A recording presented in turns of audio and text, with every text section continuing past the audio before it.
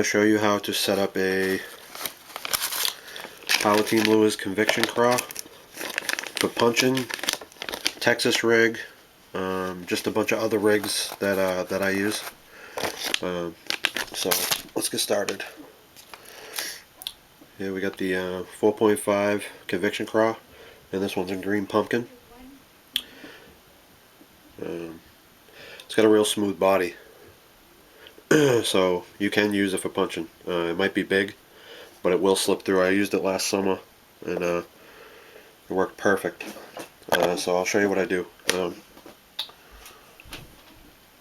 Use a flipping style hook, straight shank. I think this one's a Gamakatsu, with a snell knot. If you don't know how to do the snell knot, you can look online. There's a video with Bub Tosh, and he'll show you how to do it. It's like 3 wraps in a loop, so that when you pull on it, it actually tips the hook in. So basically, we're going to come through the body.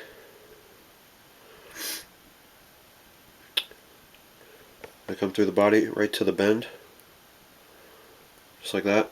We're going to come through the body, just like that, and then we're going to come all the way up. We're going to come past that barb and turn it around. And then we're going to put it back in, basically right where you can see it going in. We're going to bend it a little bit, and then put it back through. And it should come out right around where there's a little section here, there's a little top part. It's a little piece of rubber. When you put it back through, you can kind of skin hook it right there. Just like that. So the body's pretty straight. And then what we're going to do is we're going to take like a 1 ounce flipping weight.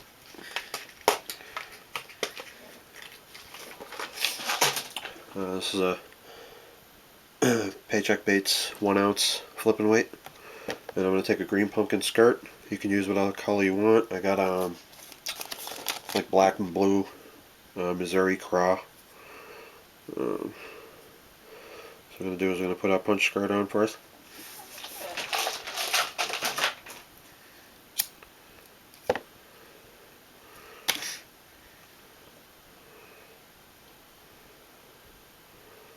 Put that on.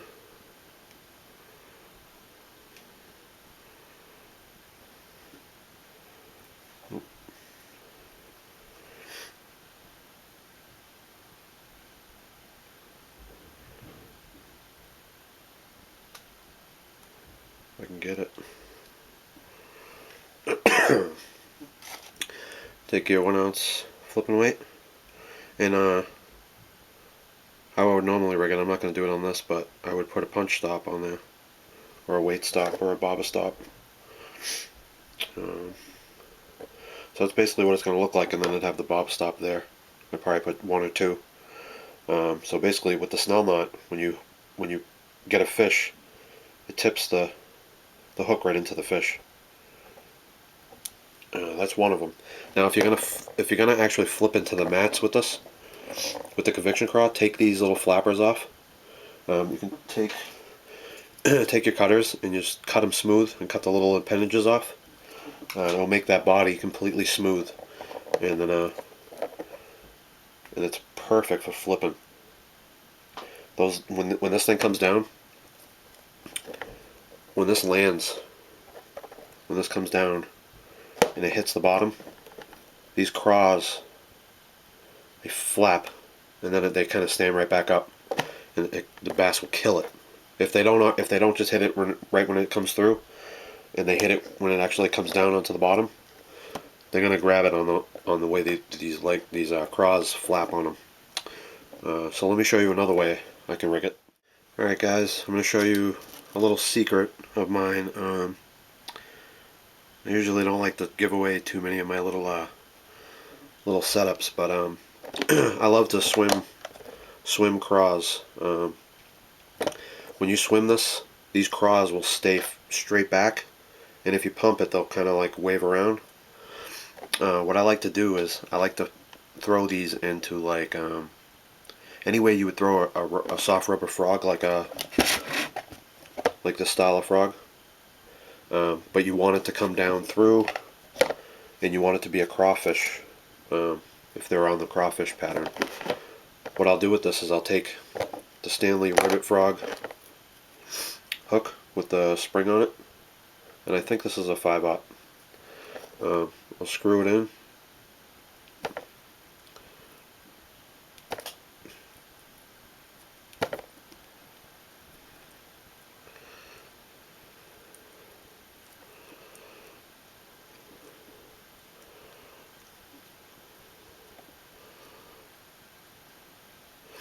And then I'll put it in there, bend the body a little bit, put it right in the center. And it'll come right through the top, and it'll bury that hook, so you push the bait back a little bit and skin hook it. Just like that. And you leave these appendages on here, on this one. Now what's going to happen is when you have this rigged up, say you have this rigged up, and you cast it out and you throw it in the lily pads, it's going to come across perfect. If you see a fish boil on it, let it go. Let it drop. It'll drop in there, and with that weighted belly hook, like the thing, it will actually kind of like plane up if you start to pull it again, and you can come across the lily pads, and this will just skip across the lily pads. But when you let it go, it'll drop down and it'll look like a crawfish, because it is a crawfish, but it will look like a regular crawfish. And I don't know how many times I've stopped reeling when they boil on it. They'll come through the lily pads, and they'll see them like swipe at it, and they miss it because there's so many lily pads they got to go through. If you drop it right when they do that, you'll get them pretty much every time. So that's another rig. It's a Stanley rivet frog. I think it's a 4 or 5/0 Stanley rivet frog hook in the bleeding. And I'll show you how to show you another little rig. Alright guys, I'm going to show you, this is a 5/0 owner hook. It's pretty stout. It's pretty strong. This is going to be the Texas rig, wide gap. It's an offset too. It doesn't come across straight with the barb, with the line tie. It's a little bit above. So what I'm going to do is, standard Texas rig, come up to the bend, come out, turn it around, come through, bend the body, line it up, come up to the top, and then with that little section there where it's like a little bit of extra meat, just kind of skin it back and push it back in, and it's perfect. Just like that. And then I'll take, depending on the depth of the water, but I'll use like this is a 1/8 ounce. This is an 1/8 ounce weight.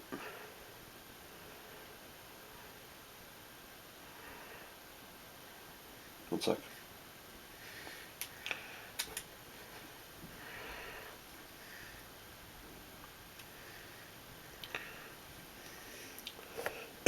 Sometimes I'll leave the weight free so it can kind of move back and forth. Sometimes I'll just put a bobber stop there.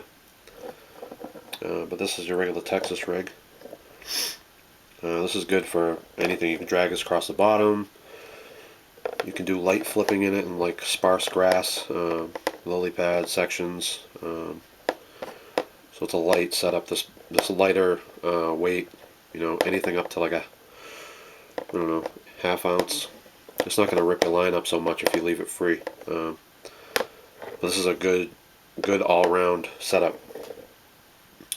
I'm not going to snell knot these. Just regular Palomar knot. You want more. I like having the knot on the top. Kind of keep this from banging too loud. I use the steel bullet weights. I don't use tungsten with this setup. Tungsten will. You can use tungsten. I just don't. I don't like it smacking down on that when I leave it free. It will smack down on that weight. And I use the inserts. A little bit better protection. Because if you fish it for a little while, that will rip your line up.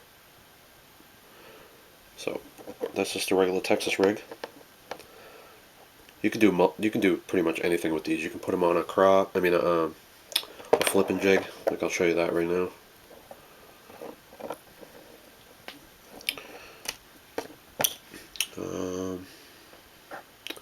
Just say this one right here.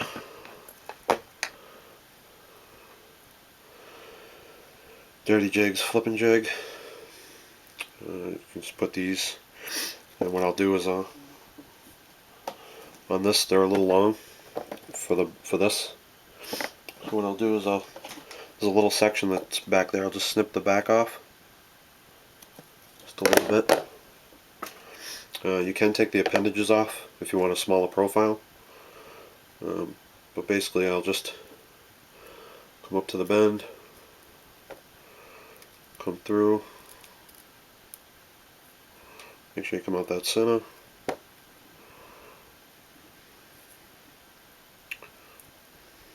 come back through a little bit more, line it up.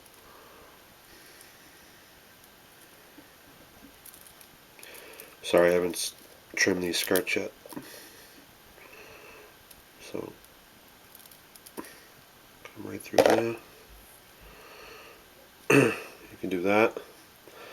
If you want to have the craw up a little bit more, if you want it to kind of tip itself, what you do is you put the hook up even further. So I'll put the hook up for another ½ an inch near the head, and see how it's got that little bit of an angle to it? When it's in, it will have a little bit more off the bottom. So even if it's flat, the head's kind of sticking up. So when these craws float up, like Power Team Lures, they got a natural buoyancy to them. So it's a nice little setup. Trim that skirt down a little bit so that it comes about the edge of the craws, about into the hook. And you can also, if you want to, you can split the craws in half, right here, to make pinches, like bigger pinchers. I did that too. That works good. And the material of these is pretty strong. They don't break so easy, like most craws. So that's some of the rigs that I use. Hope you guys like that.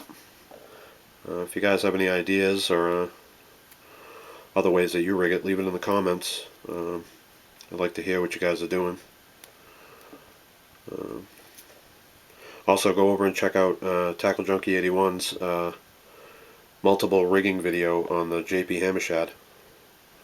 It's a great video. Alright guys, see you later.